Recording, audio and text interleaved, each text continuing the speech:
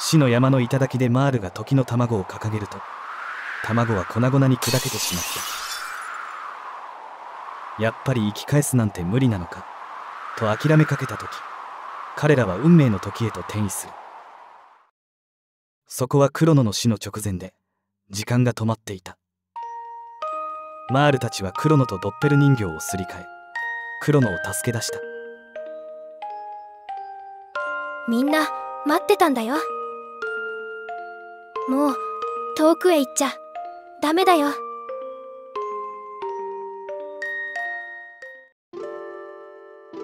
よみがえったクロノが時の賢者ハッシュに感謝を伝えると、ラボスと戦うつもりなら自分たちだけで戦ってはいけない。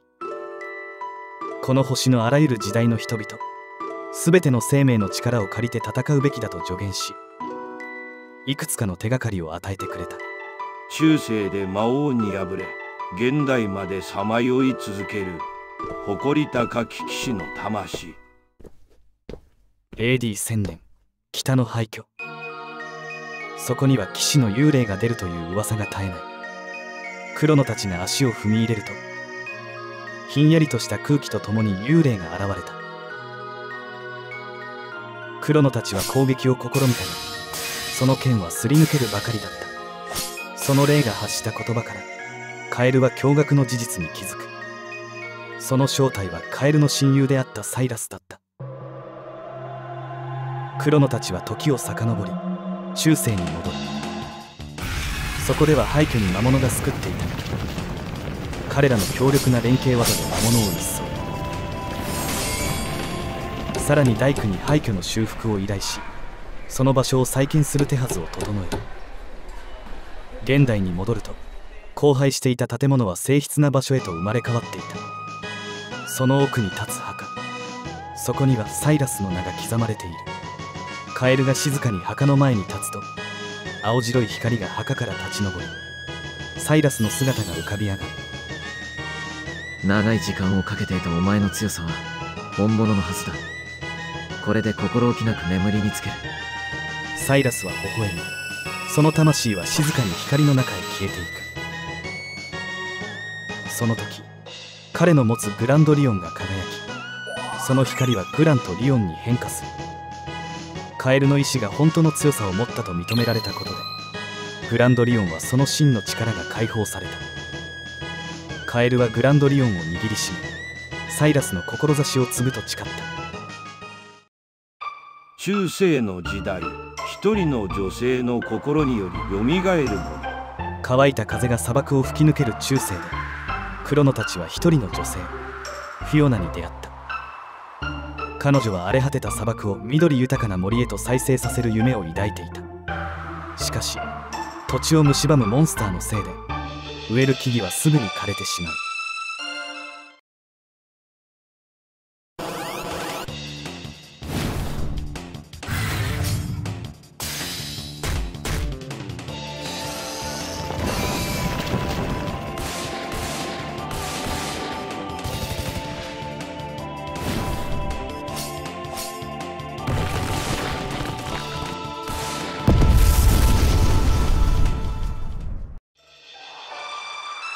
クロノたちは砂漠の奥深くに潜むモンスターを打ち倒し、フィオナの元へと戻った。しかし、土地を再生するには途方もない時間が必要だと気づく。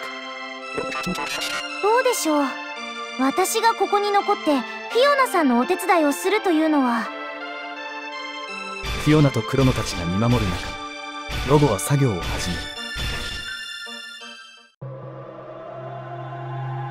クロノたちが400年後の現代へタイムスリップすると、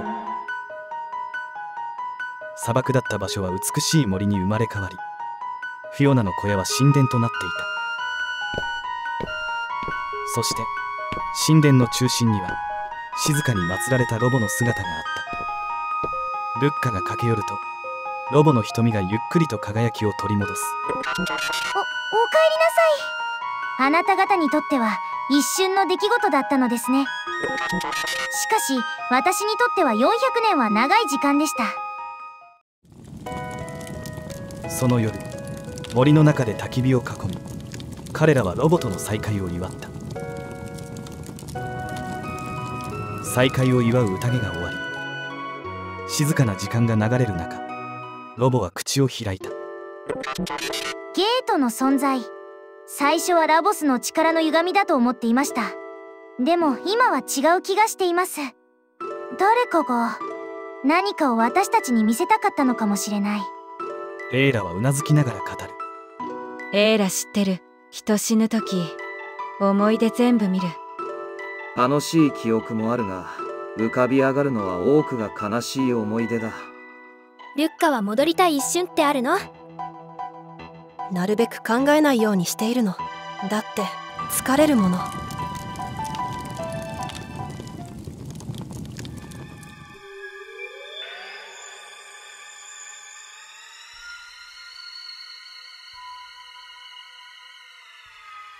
その夜遅くルッカは目を覚まし、森の中を歩き出した。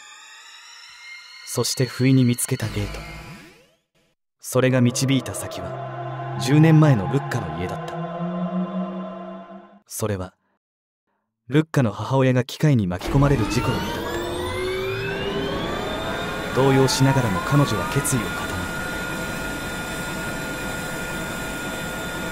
め、ルッカは機械を操作し、母親を無事救い出した。過去を変えたその瞬間、彼女の瞳からは安堵の涙が流れていた。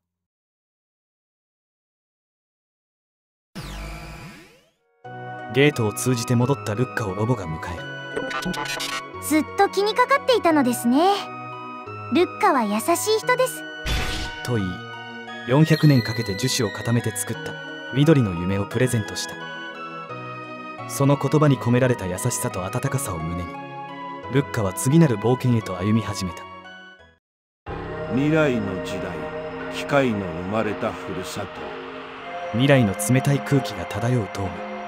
クロノたちは時の賢者ハッシュの助言を頼りにこの場所にたどり着いた。暗い廊下を進み、ロボがドーム内の機械を操作すると、不気味な声がどこからともなく響く。私の心に勝手に押し入ろうとしているのはどなた？それはマザーと名乗る存在の声だった。マザーはロボをプロメテスと呼び、人間を侮蔑するように語り続ける。ここはロボが生まれた場所だった。声に誘われ奥へと進むと、ピンクのボディを持つロボットが現れる。その名はアトロポス。おかえりなさい、プロメテス。もう演技はいいのよ。さあ、人間どもを排除してマザーに会いましょう。しかしロボは、私の名はロボです。と静かに言い返す。やっぱり故障しているようね。その二人がバグの元かしら。速やかに消去して修理しましょう。激しい戦いの末にロボは勝利し、アトロポスはマザーにプログラムを書き換えられたことを語った。そして自分のメモリーバンクの一部とリボンをロボに託し、最後の言葉を残して静かに動かなくなった。さらに進んでいった先で再びマザーの声が響く。この星は持ち直します。人間さえいなければ。そして私たちロボットの新しい世界が築かれるのです。彼らはその先で衝撃的な光景を目撃する。ベルトコンベヤに流される。そして叫び声。ロボは必死に機械を止めようとしたが、何重にもプロテクトがかかっており何もできなかった。ついに彼らはドームの最深部でマザーと対峙した。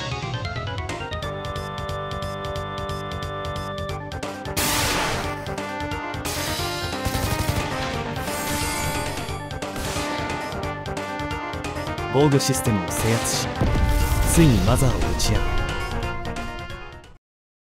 工場が静かに停止した後、ロボはアトロポスのリボンを見つめながら、私は人間と共に進みます。と小さくつぶやいた。荒廃した世界を後に、クロノたちは次の時代へ旅立っていった。